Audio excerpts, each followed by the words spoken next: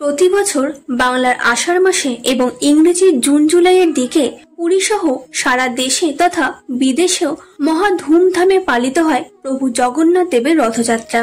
এই সময় পুরীর জগন্নাথ দেবের রথযাত্রা দর্শনের জন্য লক্ষ লক্ষ ভক্তদের সমাগম ঘটে মন্দির চত্বরে। পূর্ণভূমি ওড়িশার পুরীর রথযাত্রার সঙ্গে জড়িয়ে রয়েছে নানা পৌরাণিক কাহিনী। কথিত আছে, আষাঢ় মাসের শুক্লপক্ষের দ্বিতীয়ায় বলরাম ও বোন সুভদ্রার সঙ্গে মাসির বাড়ি যান জগন্নাথ দেব।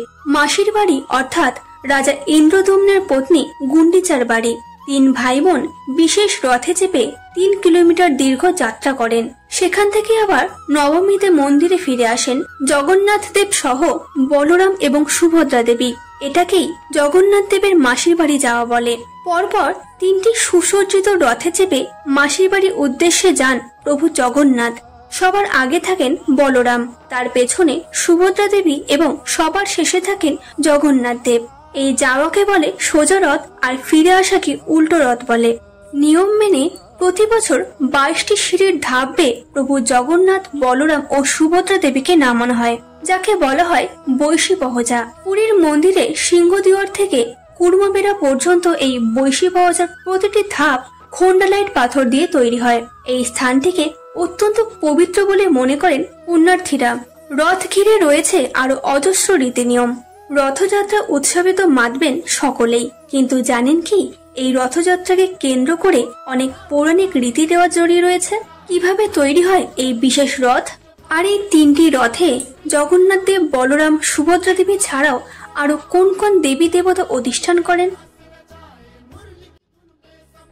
প্রতি বছর অক্ষয় তৃতীয়ার দিন শুরু হয় জগন্নাথ দেবের রথ তৈরির কাজ। এই রথ নির্মাণ করতে ঠিক 2 মাস সময় লাগে। এই সময় বিশেষ কিছু নিয়ম মেনে চলতে হয়। তার মধ্যে একটি হলো রথ তৈরির জন্য কাঠ নির্বাচন। রথ তৈরির জন্য জঙ্গল থেকে কাঠ আনা হয়। মন্দির কমিটির তরফে বন বিভাগের কর্মকর্তাদের কাছে খবর পাঠানো হয়। তারপর মন্দিরের পুরোহিতরা জঙ্গলে গিয়ে সেই গাছের পুজো করেন। নির্দিষ্ট সেই গাছের গুড়ি সোনার কুড়াল দিয়ে কাটা হয়, কিন্তু তার আগে এই কুঠারটি প্রথমে প্রভু জগন্নাথের মূর্তির পায়ে স্পর্শ করানো হয়। রথের জন্য পেরেক বা যে কোনো কাঠ ব্যবহার করা কিন্তু একেবারেই যায় না। রথের কাঠ সোজা ও খাঁটি হতে হবে। প্রভু জগন্নাথের রথ তৈরিতে ব্যবহার করা হয় নিম গাছের কাঠ। রথযাত্রায় প্রভু জগন্নাথ, বলভদ্র এবং বোন সুভদ্রা প্রত্যেকের জন্যই তৈরি করা হয় রথ। এই সকল রথ প্রস্তুত না হওয়া পর্যন্ত কারিগররা পুরো 2 মাস পর্যন্ত সেখানে থাকেন এবং তাদেরও অনেক নিয়ম মেনে চলতে হয়। রথ তৈরির কারিগররা একই সময় খান এবং এই সময়টা তারা কোনো আমিষ খাবার খেতে পারেন না।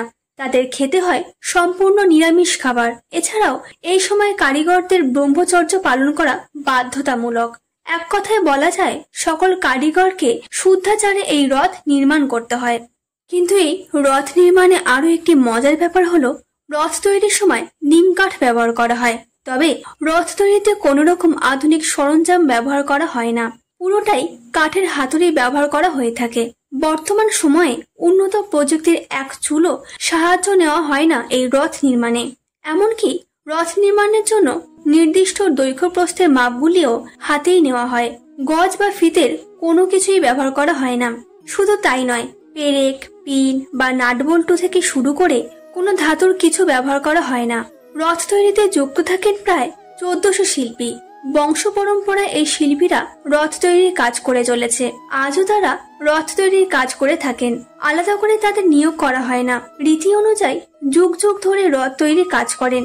অনেকেই জানেন না 3টি রথ যেমন নিম কাঠ দিয়ে তৈরি করা হয়, তেমনি 3টি রথের ভেতরে থাকে প্রায় 208 কেজি সোনা দিয়ে সুসজ্জিত।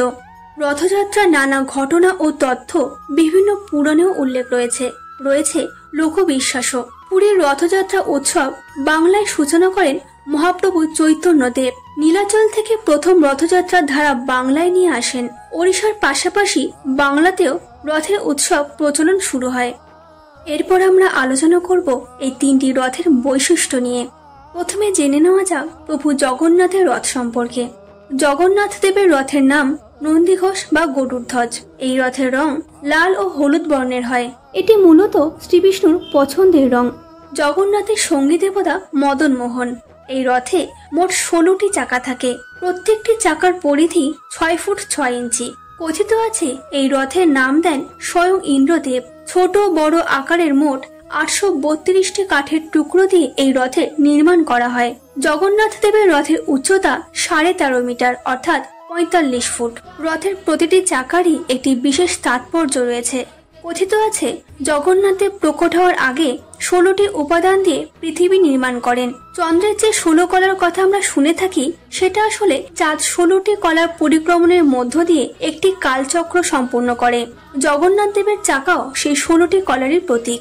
এই রথে জগন্নাথ দেবের পার্শ্ব দেবতা হিসেবে যে 9 জন দেবতা থাকেন তারা হলেন গোপীকৃষ্ণ, গোবর্ধন, রাম, নারায়ণ, ত্রিবিক্রম, বরাহ, রুদ্র, নরসিংহ এবং হনুমান। পার্শ্ব দেবতার সঙ্গে মুনি ঋষিরাও থাকেন। জগন্নাথের রথের চূড়ায় যে ধ্বজা বা পতাকা লাগানো থাকে তার নাম তৈলক্য মোহিনী। এছাড়াও রথের 4টি ঘোড়া থাকে যাদের নাম শঙ্খ, বলাতক, শ্বেত ও হরিদাক্ষ এবং এই ঘোড়ার রং সাদা। রথের সারথীর নাম দারুক এবং দ্বারপাল জয়া ও বিজয়া। সাধারণ ভাষায় আমরা বলি রথের দড়ি, কিন্তু পুরাণ মতে যে রশি দিয়ে রথ টানা হয় সেটা আসলে শঙ্খচূড় নামক এক সাপ এবং প্রভু জগন্নাথের রথের রক্ষক হলেন পক্ষীরাজ গরুড়। দেবী সুভদ্রার রথের নাম দেবদলন বা পদ্মধ্বজা। সুভদ্রার সঙ্গী দেবতা হলেন সুদর্শনা। এই রথটির রং লাল ও কালো বর্ণের হয়। এই রথের চাকার সংখ্যা মোট 12টি। ছোট বড় মিলিয়ে মোট 593টি কাঠের টুকরো ব্যবহার করা হয় এই রথে। এই রথের উচ্চতা 43 ফুট।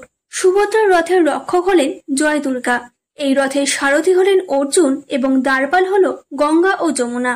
দেবী সুভদ্রার রথের চূড়ায় যে ধ্বজা থাকে সেটির নাম নাদম্বিকা।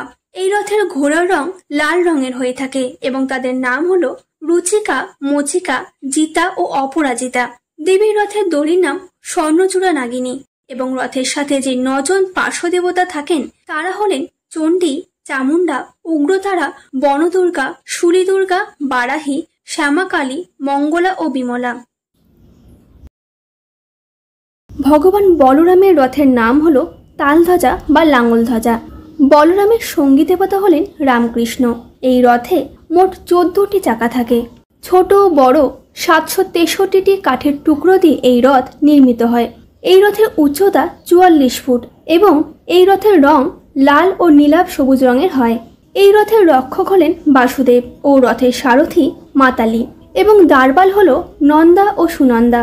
বলরামের রথের চূড়ায় যে ধ্বজা থাকে তার নাম উন্নানী। রথে যে 4টি ঘোড়া থাকে তাদের রং মূলত কালো বর্ণের হয় আর তাদের নাম হলো তিবরা, ঘোড়া, দীর্ঘশর্মা ও স্বর্ণনাভা। রথের দড়ির নাম বাসুকীনাগ।